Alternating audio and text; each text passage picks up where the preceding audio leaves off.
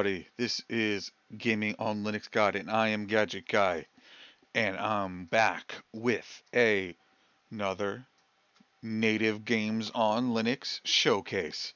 So, I decided to rename it a little bit because while I personally may not think the game is great because it's not my cup of tea, it may still be great and native to Linux. So I just wanted to make it sort of reflect more of an objective point of view because it's a native game on Linux Showcase. I'm showing you an awesome game that runs on Linux, but again, might not be my cup of tea. So I might not think it's personally great. Alrighty. So today is a game I do think is great called Creeper World 3 Arc Eternal. I chose this one because the sequel to this absolutely amazing game is coming out very, very soon from the time of this video's recording. And I will show you what it's all about. It's got a somewhat simple premise, and it's an absolutely amazing game. So, the point of the game is, oh, let's skip all the cutscenes because I've actually beaten the campaign already. If I can, I don't seem to be able to. Well, it's a bit of a bummer. I generally like skippable cutscenes, but you win some, you lose some. So, let's see. I can't skip it, so I guess we're just watching this cutscene then. It is Creeper World 3 Arc Eternal. And this will be what the game looks like when you start it up for the first time. It's got a very beautiful galaxy. I can't remember what that's called. A spiral galaxy? I think that's what it's called. It's got these really beautiful like arms all going into a potentially double or single massive black hole in the center that's slowly sucking things up while some of the stuff on the edges are flung into space. Always fun. Oh, jeez, I missed a skip intro button. Thank goodness it's there. Skip all. You can read that because it's fun. Oh, I need to go to Tempest.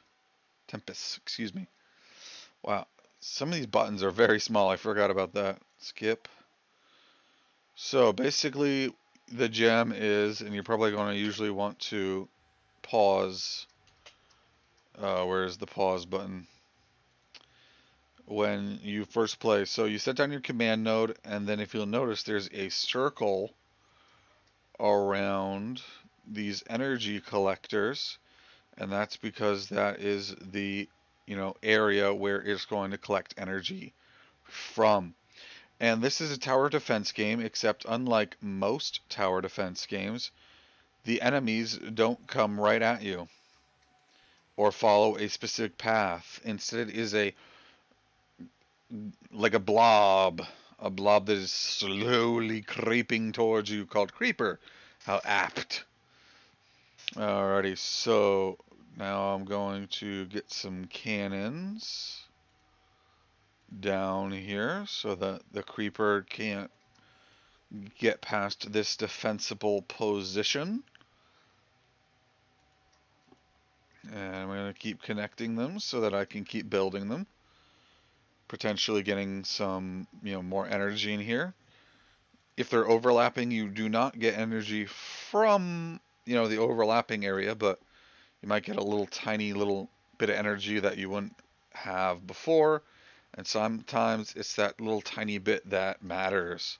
Plus, having a little tiny bit will allow you to really build up your network of nodes. So the command center will definitely don't want to move it.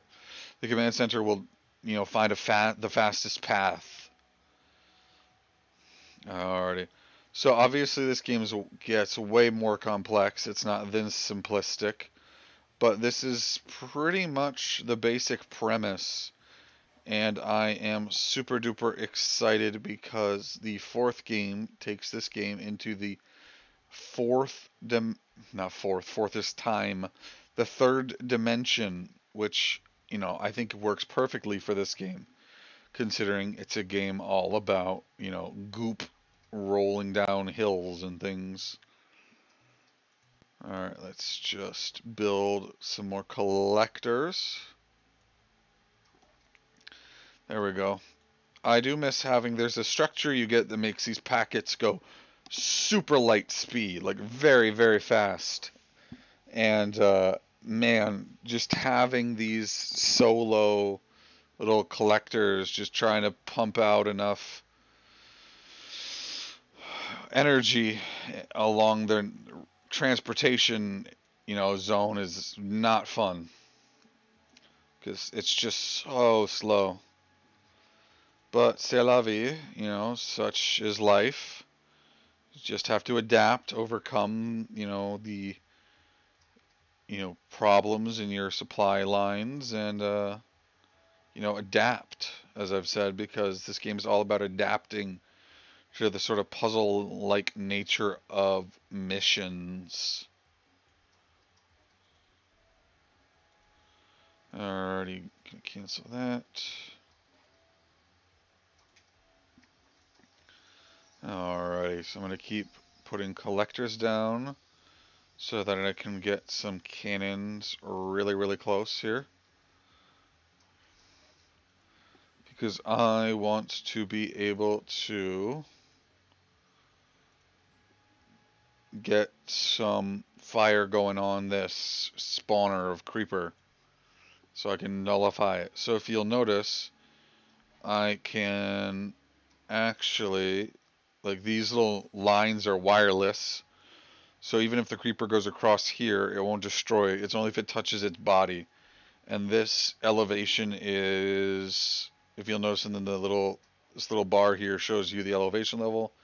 This is 1, and this is 4, so it'll have to pile up 3 times before, it gets overrun. Let's get some more juice and cannons flowing.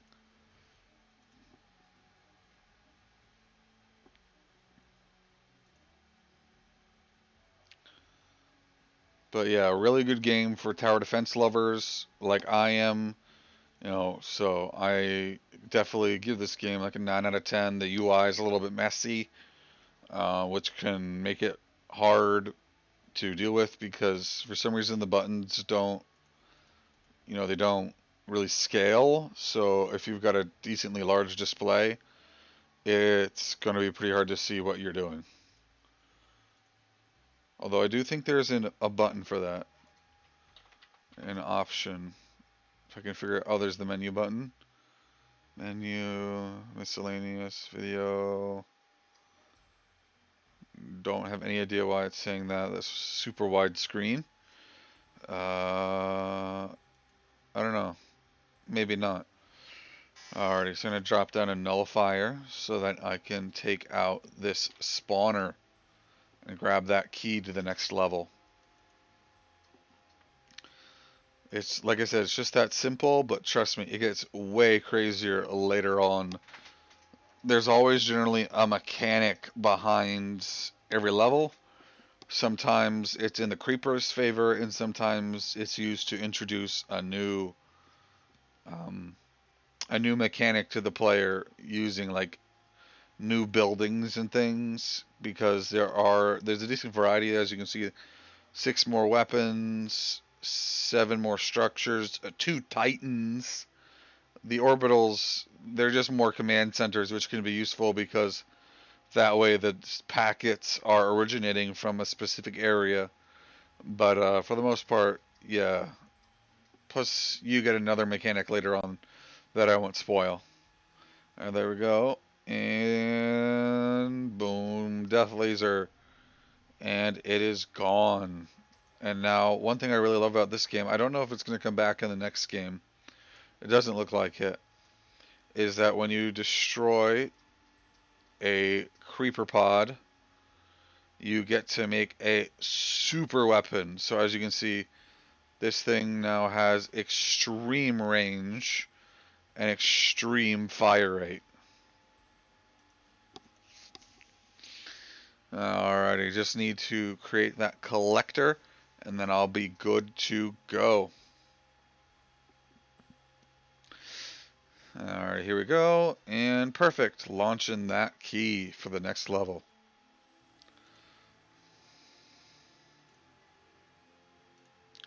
So, that was the, game.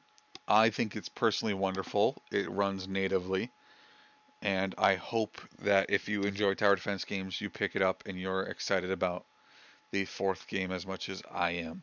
So that's today's video. Please give this video a thumbs up and a subscribe if you enjoy it.